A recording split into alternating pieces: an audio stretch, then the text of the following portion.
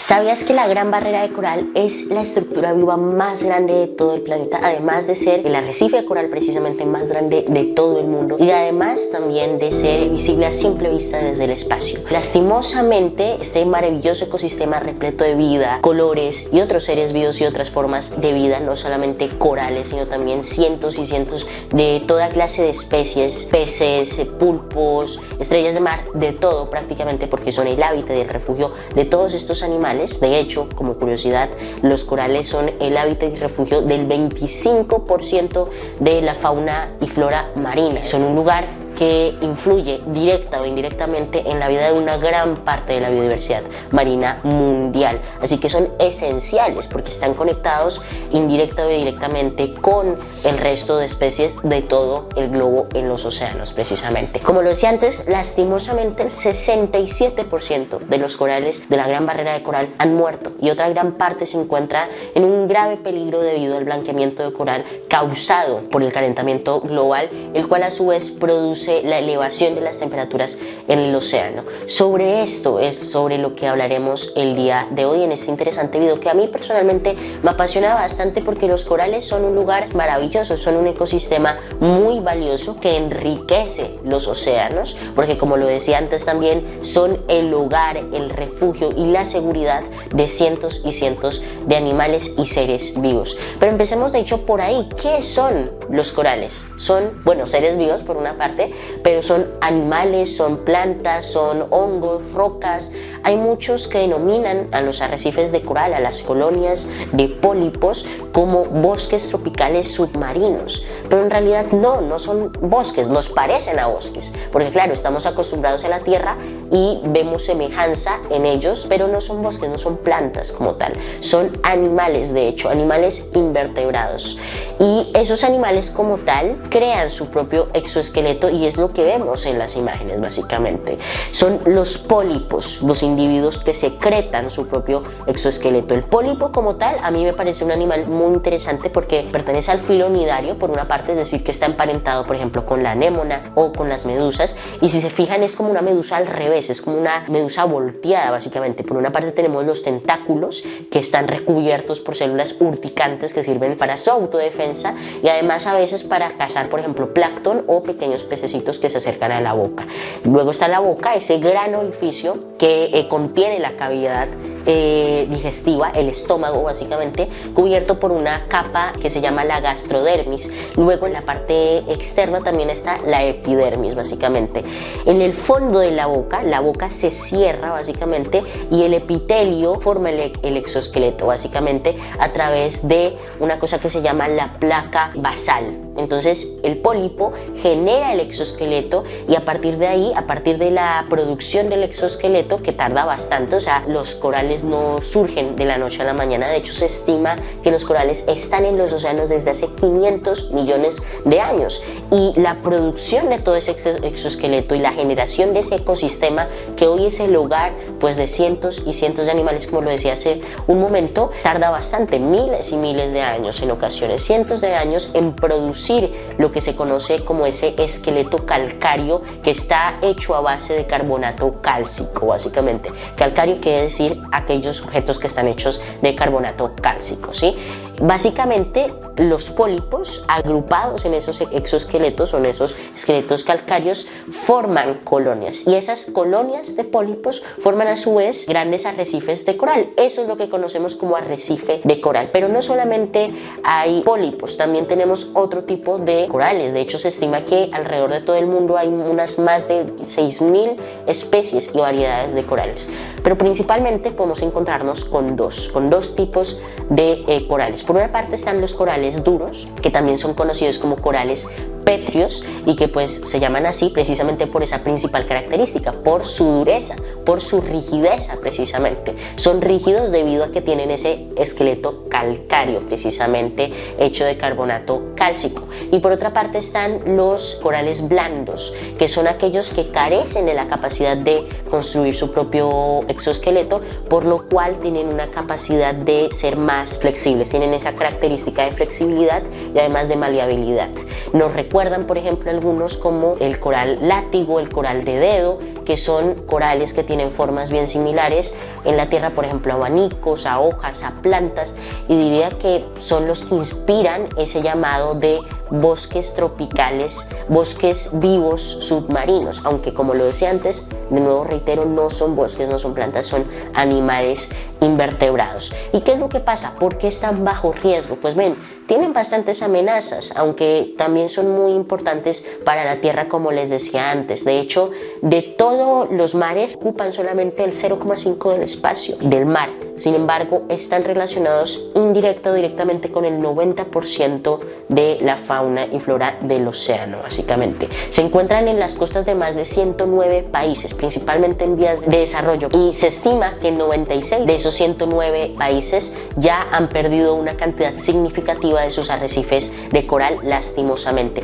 ¿Por qué han perdido una cantidad significativa de esos arrecifes? Pues bien, hay diversas causas que los afectan. Por una parte, hay diversas técnicas de pesca, debido a que, como lo decía al principio, son lugares que albergan una gran cantidad de peces que los afectan, pero no es esa su principal amenaza. No es ni el turismo, no es ni la caza exacerbada, aunque en una parte sí los afecta, sino que es el calentamiento global. ¿Y por qué?, se preguntarán.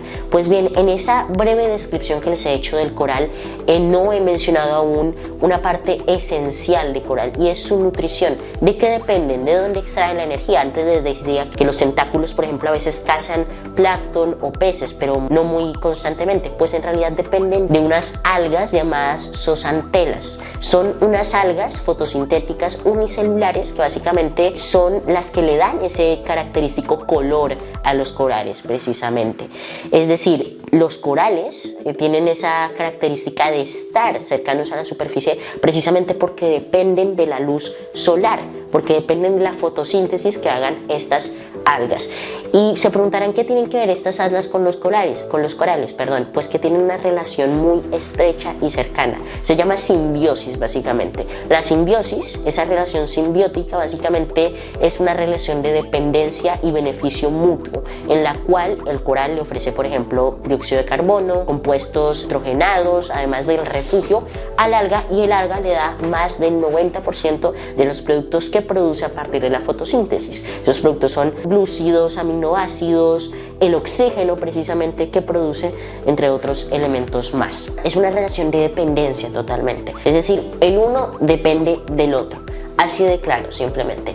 Por lo cual, cuando aumentan las temperaturas en el océano, el coral se estresa, expulsando al alga. Hay todo un proceso de reacciones químicas, de una producción extra de oxígeno detrás de la expulsión de esa alga, pero básicamente, para resumirlo, hay un estrés en el coral que expulsa al alga, precisamente. Por lo cual, el color que precisamente le da el alga a través de la zooxantela se desaparece. Por eso se llama blanqueamiento, precisamente, porque pasa de tener un color vivo, un color, bueno, algunos corales de hecho incluso tienen colores fluorescentes, tienen tonos fluorescentes, son capaces de producir pigmentos fluorescentes que les dan ese color, aunque algunos dicen que es como una respuesta de protección, una manera de protegerse frente a los rayos ultravioletas y frente al exceso de radiación solar, básicamente. Pero bien, lo que venía diciendo, ¿no? Cuando el alga sale del coral, pues el coral está expuesto a todo tipo de patógenos y enfermedades, es decir, tiene un nivel de vulnerabilidad y de riesgo mucho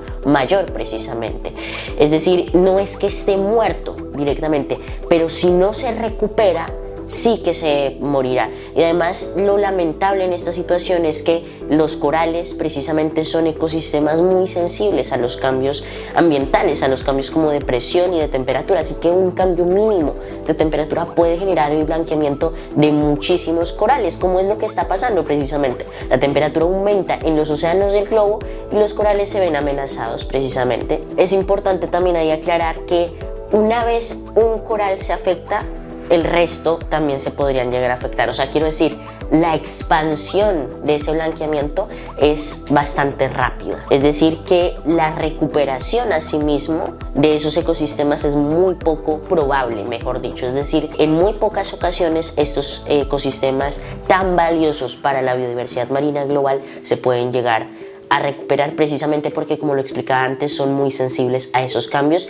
Así que por eso es importante no solamente restaurarlos, porque es más difícil restaurarlos, sino más bien prevenir que se dañen, prevenir que se blanqueen. Además, los corales son fundamentales, por ejemplo, para detener tifones y huracanes que nos afectan en nuestras costas. Es decir, en las costas de muchos países del mundo, antes mencionaba, 109 países del mundo tienen corales en sus costas. En esas costas los corales son la primera muralla que detiene y amortigua los efectos de los huracanes, evitando de esa manera que cientos de personas pierdan su vivienda, mueran o se vean afectadas o damnificadas de alguna manera. Luego, además de los corales, en las costas, en muchas costas tenemos los manglares, que son la segunda muralla natural que tenemos para protegernos de esos fenómenos meteorológicos extremos como los huracanes y los tifones. Antes mencionaba también que los corales suelen ubicarse a una altura muy baja. O sea, ¿qué quiero decir con eso? Que están muy cercanos a la de superficie, básicamente. Sin embargo, hay algunos casos en donde no están tan cercanos a la superficie, porque de hecho no tienen estas algas de las cuales dependen. Con ello, ¿qué quiero decir para ser claros? Hay algunos casos excepcionales de ecosistemas de corales que no están cercanos a la superficie porque no dependen de la luz solar simplemente, y han, a partir de la evolución con el paso del tiempo, aprendido a sobrevivir de otras maneras. Por ejemplo, hay un ecosistema muy interesante, me parece interesante añadirlo, en el mar de Alborán, entre Marruecos y España, básicamente, en donde todas esas corrientes marinas entre el Atlántico y el Mediterráneo confluyen. Se llama arrecife coral Cabriel, se encuentra entre unos 250 metros y 710 metros de profundidad, y es un ecosistema único para los corales, para los arrecifes de coral mediterráneos, por una parte porque es un lugar pues lleno de biodiversidad y que está prácticamente intacto. Es un oasis que apenas ha sido modificado por la actividad humana, básicamente. Es decir, es uno de los ecosistemas vírgenes referentes básicamente en la investigación, por ejemplo. Esos ecosistemas que se han visto aislados y que se han adaptado a los cambios o evolucionado a los mismos de manera diferente, por lo cual también me parece interesante mencionarlo y también ahondar en esos casos excepcionales en donde no solamente los corales se encuentran cercanos a la superficie. Sin embargo, diversas organizaciones encabezadas por Oceana, una organización ecológica española, piden a las autoridades que básicamente restrinjan la pesca en esa zona en la cual se encuentra el arrecife coral Cabriels, porque de hecho contiene unos recursos de gran interés precisamente para aquellas empresas pesqueras que podrían llegar a afectar el ecosistema. Un ecosistema tan precioso se debe proteger, así como todos los corales y ecosistemas naturales de nuestro planeta y a la naturaleza, básicamente. Por otra parte, además de todo esto que mencionaba con el blanqueamiento de corales, también hay otra enfermedad más, que es el síndrome blanco. No es lo mismo y me gustaría ahí hacer esa diferencia. El blanqueamiento es causado por el calentamiento global